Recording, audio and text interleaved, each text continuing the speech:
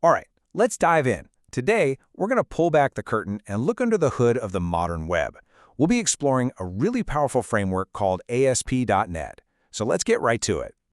Have you ever been using a site, something like Facebook, or maybe working in Google Docs, and just stopped to wonder, how does this actually work? How does it all connect and respond to your clicks instantly? Well, that's exactly what we're going to break down. Okay, so first things first, let's get the language right. We're talking about web applications. Now, these are not your simple basic websites. They're full-on programs that you interact with right inside your browser. Just think of any site where you can create something, edit data, or interact. Yeah, that's a web app. Now, not all web pages are created equal. On one hand, you have a static page. Think of it like a digital brochure or a flyer. The content is totally fixed. Everyone who visits sees the exact same thing. But where it gets interesting is with dynamic pages. These are alive. They change based on what you do, like your social media feed constantly updating. They're interactive. So where does it all begin? Well, it starts with something surprisingly simple. HTML, Hypertext Markup Language. Sounds complicated, right? But it's not. At its core, it's just a bunch of simple tags that tell a browser what to show. A little piece of code like this one right here, that's all you need to put a big headline on a page. This is the absolute skeleton of every single website out there. But a truly dynamic web app needs a lot more than just a skeleton. It really has three main parts working together. First, there's the client side. That's everything you actually see and click on in your browser. Then you've got the server side. That's the powerful brain in the background, processing all your requests and handling the heavy lifting. And finally, the database, which is basically the app's long-term memory, where all the information is stored. Now, trying to juggle all of those pieces by hand, wow, that would be an absolute nightmare. And that is exactly why a framework like ASP.NET exists. It was developed by Microsoft, and it's basically a super organized system that gives developers the tools to build really robust, feature-packed web applications that can handle all that complexity. It's the toolkit we're digging into today. So at the very heart of this .NET framework is something called the Common Language Runtime, or CLR for short. The easiest way to think of it is as the engine of your application. While the developer is busy writing the code, the CLR is the one working tirelessly behind the scenes, managing memory, handling errors, and just making sure everything runs smoothly and securely. It's the project manager you never see. Okay, so we've got our framework, and we've got our engine humming along. But let's be honest, a web page with just text is pretty boring, right? How do we actually add the stuff that users can interact with? The forms, the buttons, the menus. The answer is server controls, and these are one of the most powerful features in ASP.NET. Instead of having to build every single button or text box from scratch, developers can just use these pre-built, reusable components. They're literally like Lego blocks for web development. You just drag them onto your page to build your interface. It's a game changer. And here are a few of the most common ones. You've used these thousands of times for sure. A label just displays some text. A button is, well, for clicking. A text box is for you to type in, and a drop-down list lets you pick an option from a menu.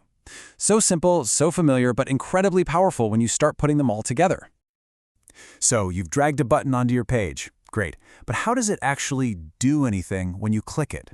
Well, that's the job of an event handler. It's a specific chunk of code that's tied to a user's action. So when you click that submit button, the event handler is the thing that wakes up and says, okay, time to run the code to process this form. It's the cause and effect of the web. Let's think about another super common problem. People are using your forms, but what happens when they enter their phone number where their email address should go? Or they just mash the keyboard and type in random nonsense? You've got to have a way to make sure the data you're getting is actually useful.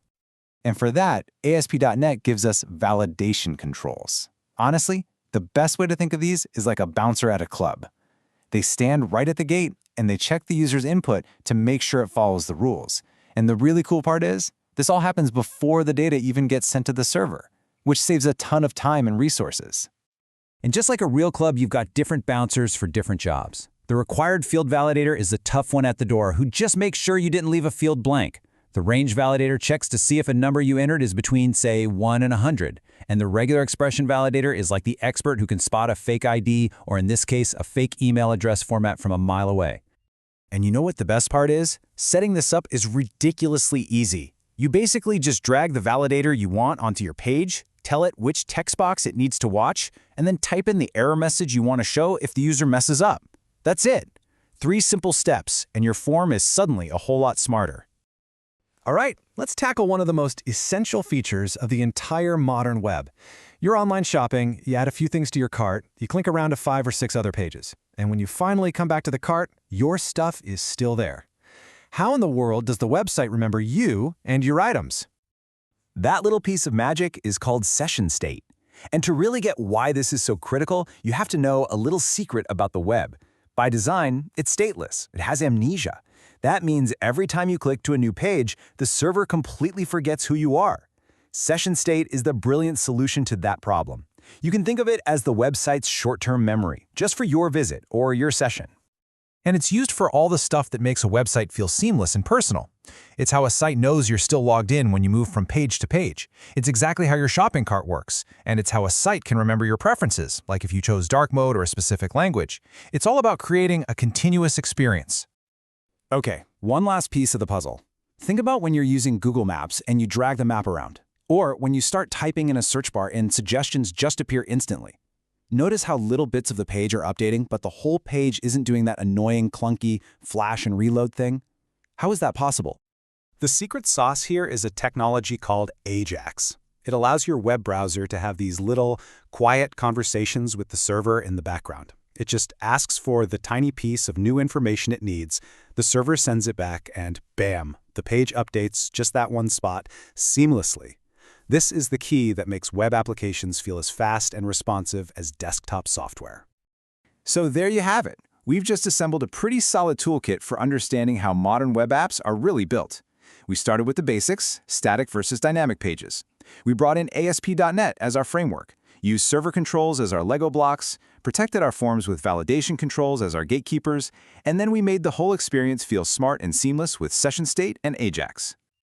So those are the fundamental building blocks that power the interactive web we use every single day. From a simple button to smart memory that follows you around a site, these are the tools developers use to turn a basic idea into a living, breathing application.